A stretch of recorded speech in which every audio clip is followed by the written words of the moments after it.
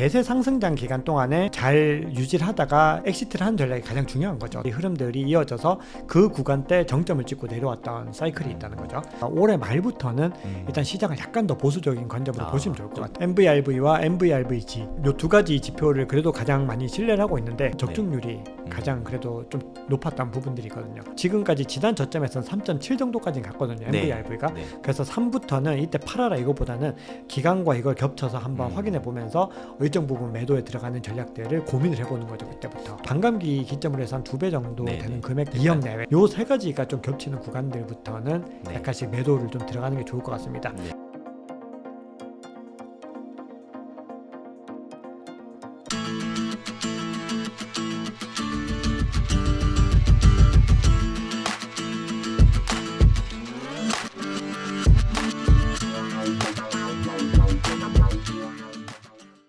투자라는 게 투자 전략과 원칙을 지키는 게 가장 중요한 것 같거든요. 비트코인 같은 경우는 언젠가는 이렇게 하락장이 오게 될 거잖아요. 엑시트 전략이라고 할까요? 어떤 지표들을 봐야 우리가 지금은 좀 오히려 매도할 때구나 이런 걸 좀 알아볼 수가 있을까요? 우리가 궁극적으로 제일 중요한 거는 이 대세 상승장 기간 동안에 잘 유지를 하다가 이 엑시트를 하는 전략이 가장 중요한 거죠. 어떻게 보면은. 그러면은 기본적으로 한 세 가지 정도를 보시면은 중복적으로 좀 도움이 될 것 같거든요. 그러니까 첫 번째는 어떤 거냐면은 우선 기간입니다.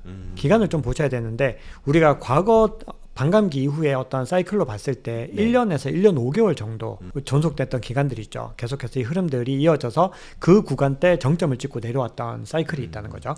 그럼 우리가 내년으로 보면은 대략 내년 한 초순일 것 같아요. 그래서 내년 초순인데 저는 약간은 더 보수적으로 봐야 돼서 올해 말부터는 일단 시장을 약간 더 보수적인 관점으로 보시면 좋을 것 같아요. 당겨질 수 있다. 당겨질 수 있다. 그리고 또 그렇게 보는 이유가 지금 유동성을 대선을 기점으로 해서 억지로 지금 장세 자체가 유동성 장세가 아닌데 이걸 억지로 땜빵을 하려고 하면은 결국 그 구간이 지나고 나면은 여기에서 문제점들이 드러날 수가 있고 그렇게 되면은 유동성들이 빠질 수 있는 어떤 구간들도 있을 수 있기 때문에 우리가 시장을 올해 초 말까지 좀 신중하게 보면서 이제 결정을 해야 되는 게 첫 번째 있습니다. 그러니까 첫 번째는 기간, 두 번째는 그 구간 동안에 우리가 온체인 지표가 어떻게 가르치는지 봐야 되는데 MVRV와 MVRVG 이 두 가지 지표를 그래도 가장 많이 신뢰를 하고 있는데 그래도 다른 지표들보다는 적중률이 가장 그래도 좀 높았던 부분들이거든요.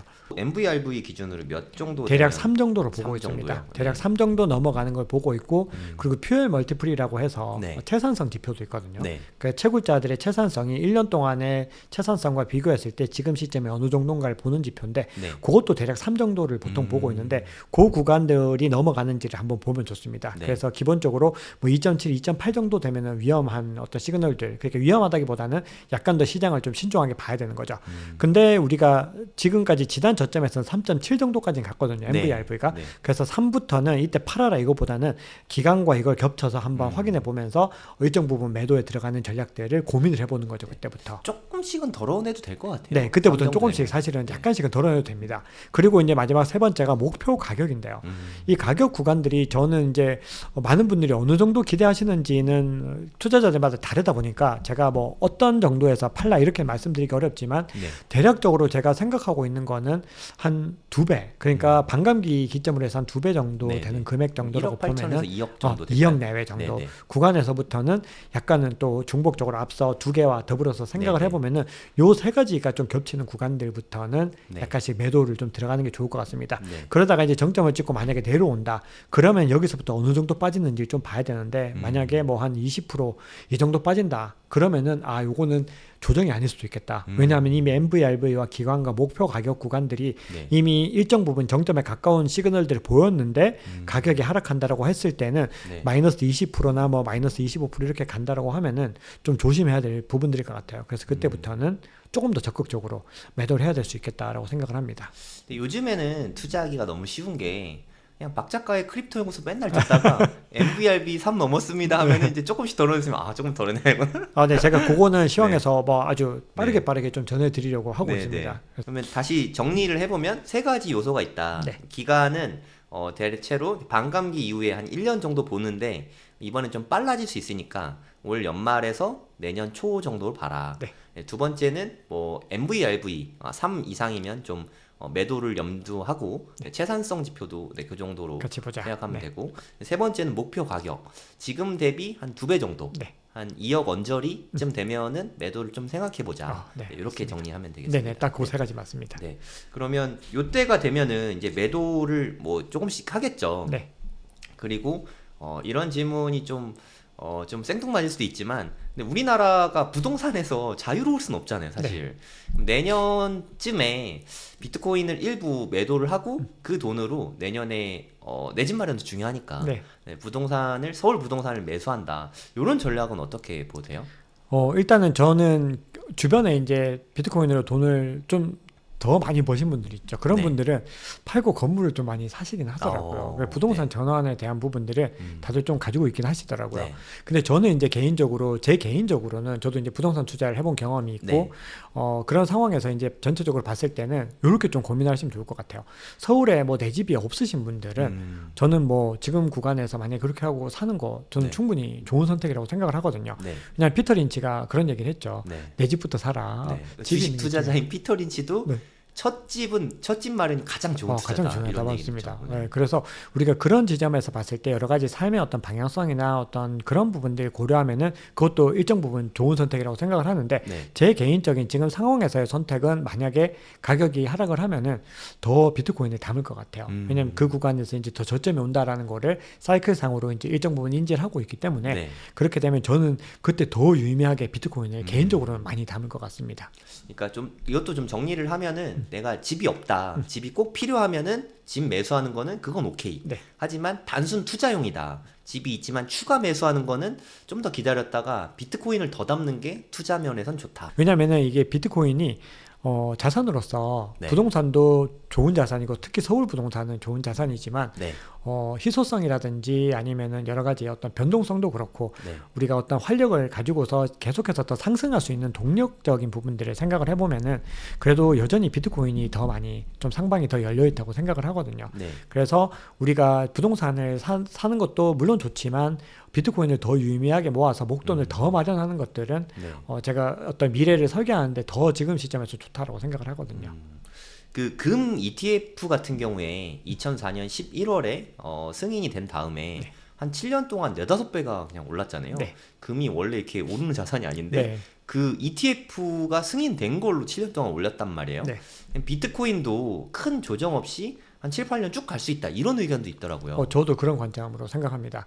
근데 금이 좀 굉장히 의미심장한 게 금 ETF가 나오기 전에 금 ETF가 2004년도, 2003년도 그 정도에 GLD가 처음 출시가 됐을 때 그 전까지 이제 금의 흐름을 살펴보면은 약간 이제 역사와도 관계가 있는 부분들인데 원래 금 가격은 1달러에 고정이 되어 있었던 거죠. 고정이 되어 있었어요. 금본위제 때. 그러다가 71년도에 금본위제를 갖다 닉슨이 일방적으로 폐지를 했을 때 금 가격이 폭등을 했습니다. 그때가 완전히 엄청나게 많이 올라서 뭐 거의 뭐 10배, 20배 막 올랐던 그 구간들이 있는데 그러다가 이 GLD가 출시되기 전 20년 동안 정체였어요.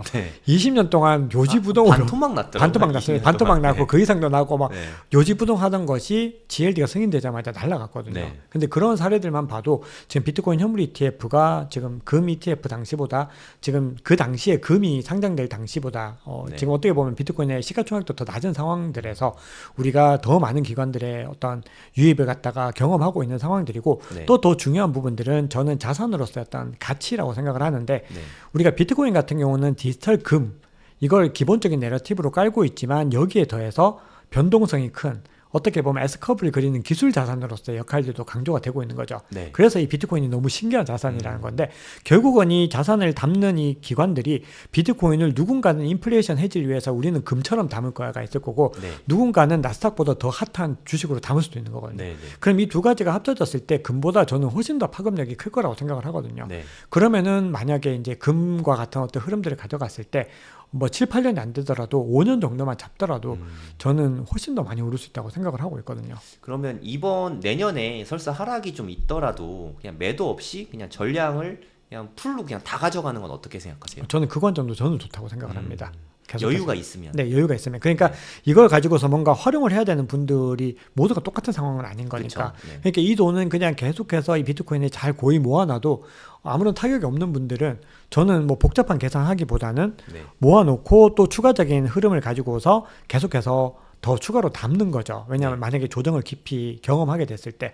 그래서 저는 이제 중요하게 생각하는 부분들 또 하나가 이 자산을 우리가 단기 트레이더가 아니면 이 투자를 통해서 현금 흐름을 너무 막 만들어내려고 하는 노력들이 대부분은 실패한다고 생각하거든요. 성공하는 분들을 제가 뭐 앞서 우리 되게 유명한 또 단기 트레이딩 하시는 인플루언서 분들 같이 얘기를 나눴지만 제가 이제 그분을 같이 모셔가지고 단기 트레이딩 하는 걸 갖다 화면을 같이 봤다는 거죠. 그걸 보면서 이제 느꼈어요. 이건 아무나 하면 안 될 것 같은데 그 생각을 했습니다.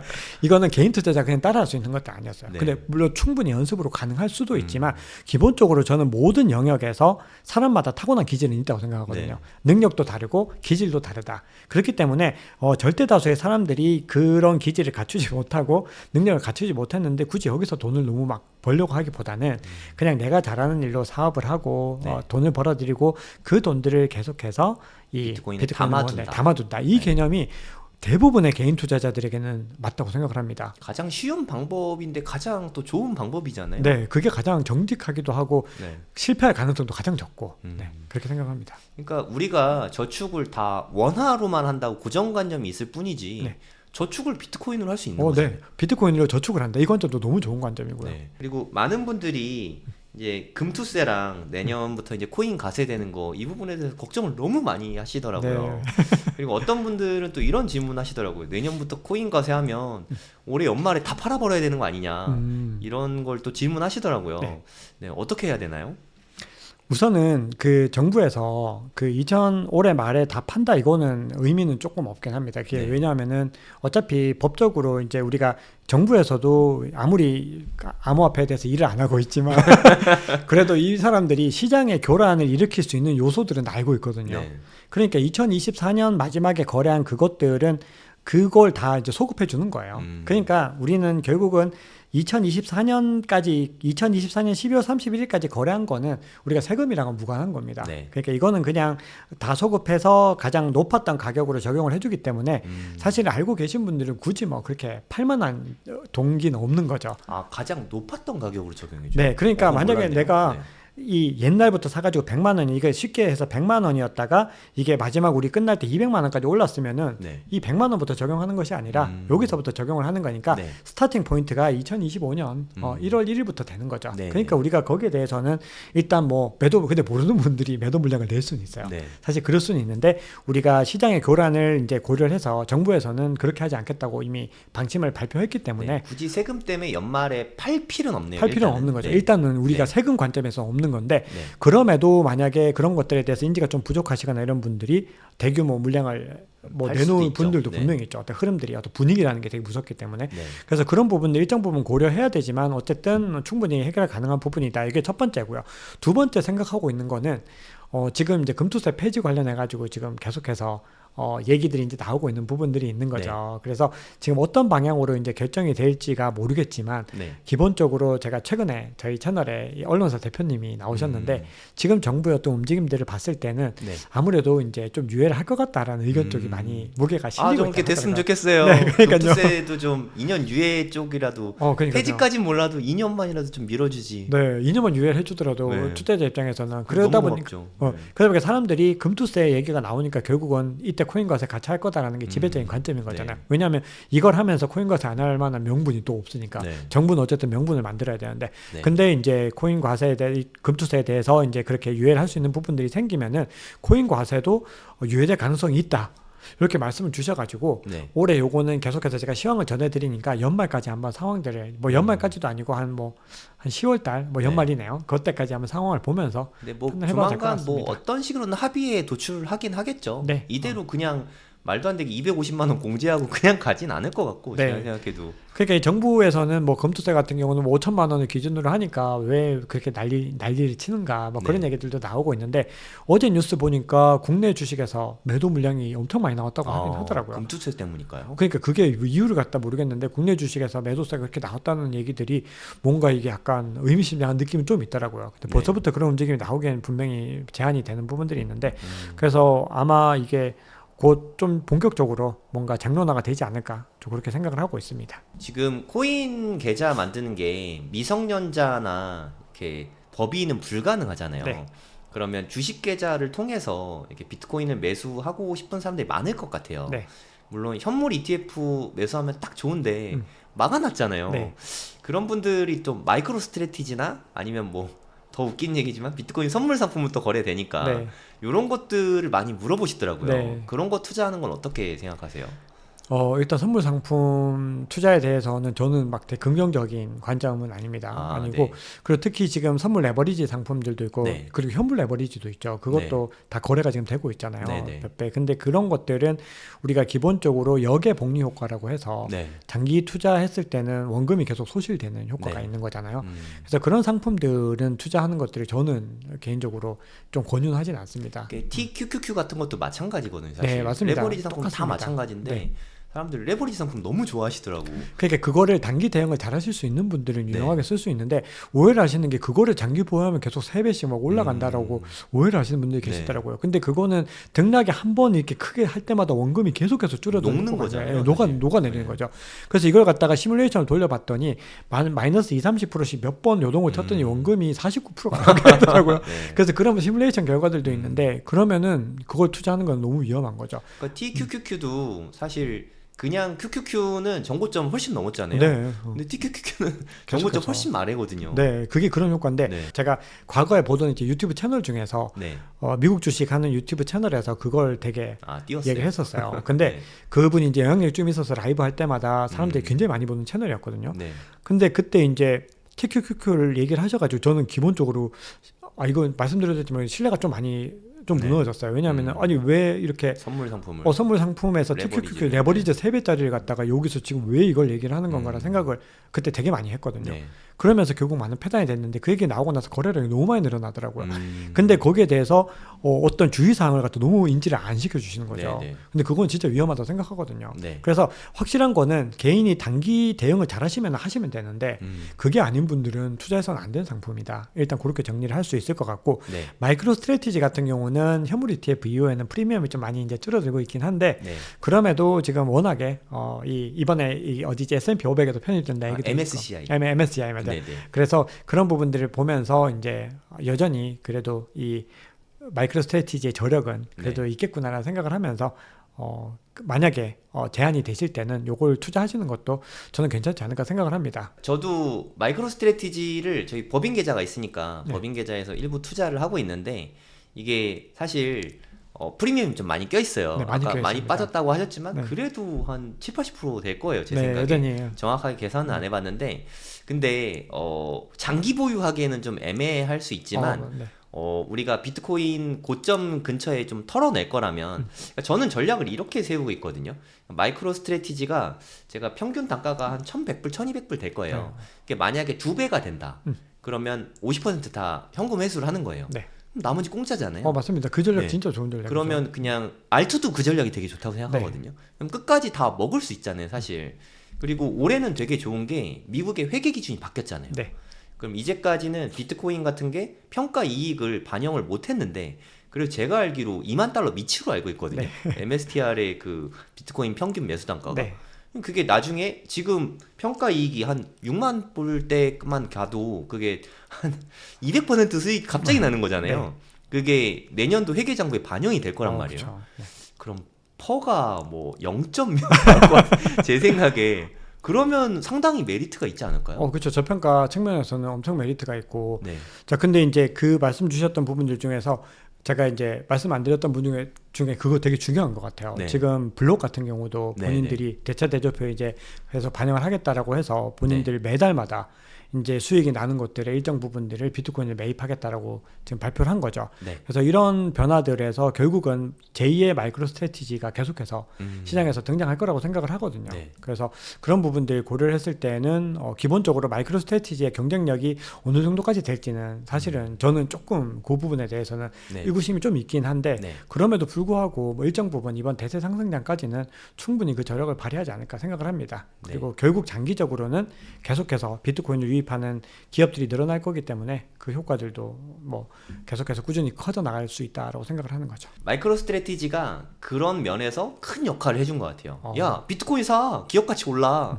이걸 보여줬잖아요. 그거는 뭐 가장 뭐 최고의 사례다 볼 네. 수가 있죠. 그럼 일본의 기업들이 현금 쌓아두고 있는데 성장성은 없는 기업들 엄청 많잖아요. 그런 상장 기업들이 나올 수 있다는 거죠. 우리나라 기업들도 사실 유보율 엄청나잖아요. 그럼 그 기업들이 야 니네 어차피 성장성도 없잖아, 비트코인이라도 사 해서 사기 시작하면 그러면 또 새로운 내러티브가 펼쳐질 수 있는 거죠. 저는 충분히 가능성이 있다고 생각을 해요. 그러니까요. 왜냐하면은 사실 마이크로 스트래티지가 원래 본인들이 하고 있는 네. 기업용 그 네. 사업들은 사실 그 정도의 영향력과는 거리가 없잖아요. 네. 사실은 뭐 이렇게까지 마이크로 스트래티지의 뭐 마이크 세일러가 굉장히 뭐 뛰어난 사업가이긴 하지만 그래도 이렇게 글로벌하게 거론될 만한 그런 인물까지는 사실은 아니었는데 이분이 2020년도 즈음에 이 비트코인을 원래 비판하다가 진입을 하면서 이렇게 회사 가치도 천문학적으로 키워내게 된 거죠. 그래서 그런 부분들이 굉장히 반면교사라고 하나요? 그래서 아마 분명히 이런 기업들이 앞으로 많이 늘어나는 거는 분명히 기정사실일 거고 또 국가적으로도 엘살바도르가 되고 싶어하는 나라들이 되게 많이 늘어나고 있거든요. 근데 엘살바도르 하면 우리나라가 굉장히 범죄 도시, 범죄가 많은 나라, 전 세계에서 가장 위험한 나라 하면은 사실 우리나라에서는 엘살바도르, 온두라스, 과테말라 이런 중남미 국가들 거의 손에 꼽잖아요. 아프리카보다 위험하다고 하는. 근데 그런 나라들이 지금 엘살바도르가 되고 나서 지금 집계에 나오는 거는 전 세계에서 가장 안전한 나라 뭐 이런 얘기도 나오거든요. 신기하네요. 근데 물론 그거는 이제 범죄자들을 다 감옥에 넣어버려서 그런 것이다. 이런 것도 있죠. 다 없애버리고 그래서 그 굉장히 인권적으로 문제는 있지만 어쨌든 지금 엘살바도르의 어떤 이미지가 관광도시의 이미지도 나고 있고 뭔가 앞서가는 이미지들이 나면서 사람들이 주변에서 이 중남미 국가들이 엘살바도르를 벤치마킹하려는 움직임들이 실제로 많이 일어나고 있고 아프리카에서도 벤치마킹 하려고 많이 한다고요. 맞아요. 지금 아프리카 국가들이 지금 계속해서 우리가 이걸 따라갈 거야. 뭐 가나라든지 뭐 에티오피아나 이런 나라들도 본인들도 우리도 비슷한 거 할 거야라는 움직임들이 나오고 있는 거거든요. 그럼 결국은 이런 움직임들이 전 국가적인 비트코인의 도입을 만들 것이냐 만들지 않을 것이냐를 우리가 고민을 해보면은 사실은 부연 설명을 하지 않아도 그 방향성이 조금 저는 명확한 것 같거든요.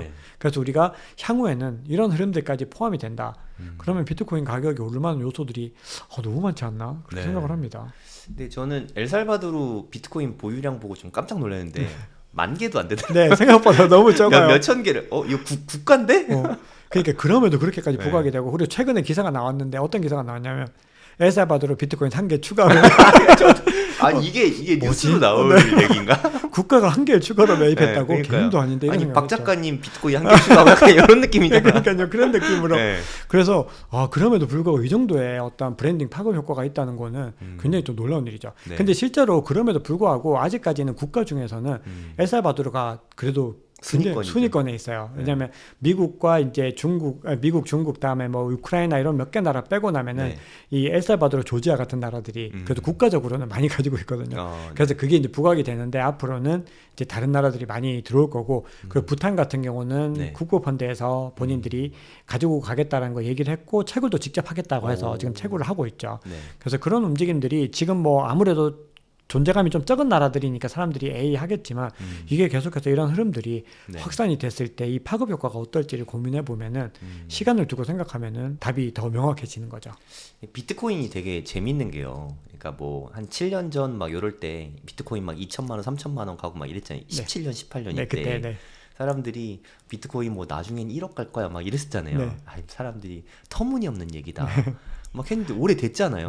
또 우리 막 이런 얘기하면서 뭐 2030년에는 뭐 10억 가지 않을까? 뭐 그리고 캐시우드 언니는 뭐 250만 불 이야기하고 있고 한 30억 40억 되는 거죠. 한 개. 거의 3, 4조 얘기하고 있습니다, 실제로. 근데 이게 될 수도 있잖아요. 네, 그렇죠. 저는 어떤 면에서 보험이라고 생각해요.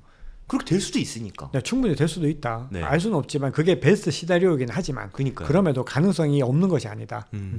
그러니까 꼭 한 개 있어야 되는 건 아니잖아요. 0.1개만 있어도 되잖아요, 사실. 그렇죠. 그러니까 예를 들어 뭐 30억, 40억 진짜 되면 0.1개만 있어도 3, 4억 되잖아요. 3, 4억이 어디서 나와? 그렇죠. 그러니까 비트코인을 애써 부정할 필요는 없는 것 같아요. 한 0.1개만이라도 좀 가져갈 수 있는 기회가 되면 좋을 것 같아요. 우리가 중년으로 접어들면서 이제 주변의 사람들 보면은 어떻게 보면은 고집이 더 강해지기도 하고 변화들을 거부하는 그런 사람들은 어쩔 수 없겠다는 생각이 들더라고요. 개인의 어떤 성향들과 성정에 따라서 다른 건데 그래서 제가 스터디에서 이제 조금 연배가 있으신 우리 스터디 멤버님들한테는 제가 너무 대단하다라는 말씀을 늘 드려요. 어떻게 보면 비트코인이라고 하는 변동성이 크고 이런 자산들을 그렇게 연배가 좀 있으심에도 불구하고 열심히 공부하시려고 하시고 이걸 가지고 네. 또 하나의 어떤 도전을 하신다는 것들이 저는 되게 진짜 멋있어 보였거든요. 맞아요. 그래서 우리가 그런 어떤 변화들을 이걸 뭐 재산을 비트코인에 몰빵하자는 얘기가 아니잖아요. 진짜 보험이란 말씀 너무 잘 주셨는데 네. 앞으로 어떻게 될지 모르고 우리가 2009년에 처음 비트코인 나왔을 때 1달러도 안 했던 것이 네. 지금 1억을 하고 있는데 네. 아니 이렇게까지 향후에 뭐 그렇게 오르지는 못하더라도 이게 진짜 현실적으로 10억이 될지 20억이 될지 어떻게 아냐고요. 네. 그러면은 우리가 시대의 아주 작은 부분이라도 담아놓고 있으면은 그냥 묵혀놓고 있으면은 나중에 우리가 은퇴할 나이가 되거나 했을 때 진짜 삶에 엄청난 보탬이 될 수도 있는 거거든요. 네. 그래서 이제 보험이나 저축 이런 성격으로 비트코인은 정말 지금 현존하는 자산 중에서 저는 진짜 최고라고 생각하는데요. 확실한 거 하나는 비트코인이 선형적으로 올라가진 않을 거다. 맞습니다. 이렇게 팍 떨어지고 예를 들어 이번 4차 사이클에는 많이 올랐다가 5차 사이클에는 별로 안 올랐다가 또 그 다음 사이클에는 또 많이 올랐다 이럴 수도 있는 거고. 네. 근데 하지만 우리는 늘 팔고 싶은 충동을 느낄 거다. 떨어져도 팔고 싶고 올라도 팔고 싶고. 그래서 30억 40억이 됐을 때 그 과실을 누릴 수 있는 사람은 되게 수가 적을 거잖아요. 네. 우리가 그들 중에 한 명이 됐으면 좋겠어요. 그래서 우리가 어떻게 보면은 이렇게 유튜브에서 이야기를 하는 이유 자체도 사실은 그런 거죠. 우리가 조금만 담아봐도 분명히 뭔가 삶의 더 윤택함의 어떤 그게 될 수도 있는데 네. 이걸 굳이 너무 많이 부정하면서 그렇게 할 필요는 없고 정말로 소량만 담아서 우리가 꾸준히 그냥 3년, 5년, 10년 가져가 보면은 그 사이에 뭐 엄청난 등락들은 있겠지만 네. 결국은 종착역 자체는 굉장히 지금 대비로는 훨씬 더 많이 올라 있을 거라는 거거든요. 네. 아까 작가님도 말씀하셨지만 나는 죽을 때 상속까지도 생각하고 있다 이렇게 말씀하셨잖아요. 네. 비트코인은 예를 들어 한 개만 있어도 뭐 사람들 얘기대로 되면은 뭐 나 죽을 때 뭐 한 50억 60억 된다. 그럼 죽을 때까지 조금씩 팔아 쓰다가 남은 거 상속하면은 또 자식도 계속 그렇겠죠. 죽을 때까지 쓰고 또 남은 거 상속하면 또 손주까지 계속 살고 이게 가능하지 않을까요?